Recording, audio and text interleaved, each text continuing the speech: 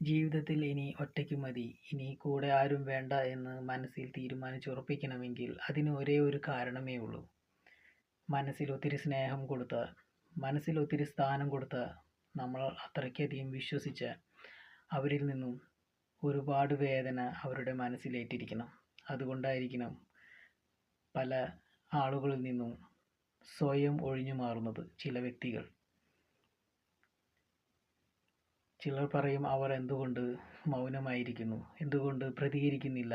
അങ്ങനെ ഒത്തിരി ചോദ്യങ്ങൾ പല ആളുകളും പല ദിശകളിൽ നിന്നും ചില വ്യക്തികളോട് ചോദിച്ചിരിക്കും.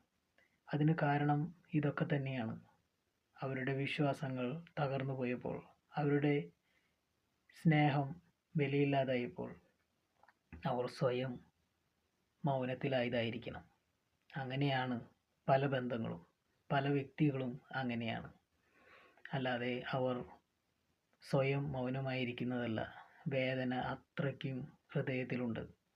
ആ വേദനയുടെ ആഴമറിയണമെങ്കിൽ അതുപോലെ ഒരാളെ സ്നേഹിക്കണം, അതുപോലെ ഒരാളെ വിശ്വസിക്കണം, അതുപോലെ ഒരാളോട് ആത്മാർത്ഥത കാണിക്കണം.